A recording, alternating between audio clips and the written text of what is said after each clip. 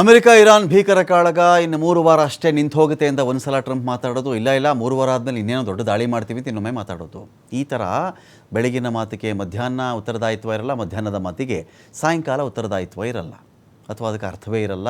ಆ ಅರ್ಥ ಕಳ್ಕೊಂಬಿಟ್ಟಿರುತ್ತೆ ಅಷ್ಟೊತ್ತಿಗೆ ಆ ಮಾತು, ಅದರ ಮಹತ್ವವೂ ಇರಲ್ಲ. ಇಡೀ ವಿಶ್ವವನ್ನು ಈ ವ್ಯಕ್ತಿ ಕನ್ಫ್ಯೂಸ್ ಮಾಡ್ತಾ ಇದ್ದಾರೋ, ಆ ವ್ಯಕ್ತಿನೇ ಕನ್ಫ್ಯೂಸ್ ಆಗಿಬಿಟ್ಟಿದ್ದಾರೋ, ಈ ಮನುಷ್ಯ ಅತಿ ಬುದ್ಧಿವಂತನೋ, ಅಥವಾ ಈ ಮನುಷ್ಯನಿಗೆ ಒಂದು ಸೇಫ್ ಎಕ್ಸಿಟ್, ಒಂದು ಗೌರವಯುತ ಅಲ್ಲಿಂದ ಒಂದು ವಿದಾಯ, ಅಲ್ಲಿಂದ ಆಚೆ ಬರುವಿಕೆ, ಅದರಿಂದ ಹೊರ ನಡೆಯುವಿಕೆ, ಇದ್ಯಾವುದು ಗೊತ್ತಾಗ್ತಾ ಇಲ್ವಾ? ಹೀಗೆ ಮಾತಾಡ್ತಾ ಇರೋದಾ ಅಂತ.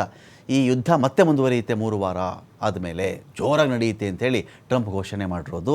ಇರಾನ್ ಮೇಲೆ ಭೀಕರ ದಾಳಿಯ ಸುಳಿವನ್ನು ಕೊಟ್ಟಿರೋದು ಟ್ರಂಪ್. ಆಪರೇಷನ್ ಎಪಿಕ್ ಫ್ಯೂರಿ ಸದ್ಯಕ್ಕೆ ನಿಲ್ಲೋದೇ ಇಲ್ಲ. 2-3 ವಾರಗಳಲ್ಲಿ ಇನ್ನೂ ದೊಡ್ಡ ದಾಳಿ ಮಾಡ್ತೀವಿ, ನೋಡ್ತಾ ಇರಿ. ಇರಾನ್ನ ನೌಕಾಪಡೆ, ವಾಯುಪಡೆ ಎಲ್ಲ ನಾಶ ಆಗಿಬಿಟ್ಟಿದೆ, ಇರಾನ್ ಬಳಿ ಏನೇನು ಉಳಿದಿಲ್ಲ ಅಂತ ಟ್ರಂಪ್ ಮಾತಾಡಿರೋದು. ಅಮೆರಿಕಕ್ಕೆ ಬೆದರಿಕೆ ಹಾಕಿದವ್ರನ್ನ ಯಾರನ್ನೂ ನಾವು ಬಿಡಲ್ಲ. ಇರಾನ್ನಿಂದ ಪರಮಾಣು ಬಾಂಬ್ ತಯಾರಿಕೆಗೆ ಯತ್ನ ನಡೀತಾ ಇದೆ, ಡೇಂಜರಸ್ ಮಿಸೈಲ್ಗಳನ್ನು ಉತ್ಪಾದನೆ ಮಾಡ್ತಾಯಿದ್ರು. ಇರಾನ್ ಪರಮಾಣು ಅಣ್ವಸ್ತ್ರ ಹೊಂದುವುದಕ್ಕೆ ಬಿಡಲ್ಲ.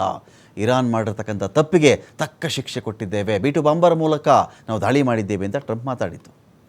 ಯುದ್ಧದ ಬಗ್ಗೆ ಟ್ರಂಪ್ಗೆ ಗೊಂದಲ, ಕ್ಲಾರಿಟಿ ಇಲ್ಲ. ಗಲ್ಫ್ ಯುದ್ಧ ಸದ್ಯಕ್ಕೆ ಮುಗಿಯಲ್ವಾ? 24 ಅವರ್ಸ್ನಲ್ಲಿ ಟ್ರಂಪ್ 3 ರೀತಿ ಹೇಳಿಕೆ ಕೊಡ್ತಾರೆ. 2-3 ವಾರಗಳಲ್ಲಿ ಯುದ್ಧ ಅಂತ್ಯ ಅಂತ ನಿನ್ನೆ ಬೆಳಿಗ್ಗೆ ಹೇಳಿದ್ದು, ಕದನ ವಿರಾಮದ ಬಗ್ಗೆ ನಿನ್ನೆ ಸಾಯಂಕಾಲ ಮಾತಾಡಿದ್ದು, ಇದೀಗ 3 ವಾರ ಆದ್ಮೇಲೆ ದೊಡ್ಡ ದಾಳಿ ಮಾಡ್ತೀವಿ ಅಂತ ಇವತ್ತು ಮಾತಾಡ್ತಿರೋದು. ಮಿಲಿಟರಿಯ ಎಲ್ಲ ಉದ್ದೇಶ ಸಾಧಿಸುವ ಕೊನೆ ಹಂತದಲ್ಲಿ ನಾವಿದ್ದೇವೆ, ಶೀಘ್ರವೇ ಇದು ಈಡೇರುತ್ತೆ ಅಂತ ಡೊನಾಲ್ಡ್ ಟ್ರಂಪ್ ಹೇಳಿದ್ದಾರೆ.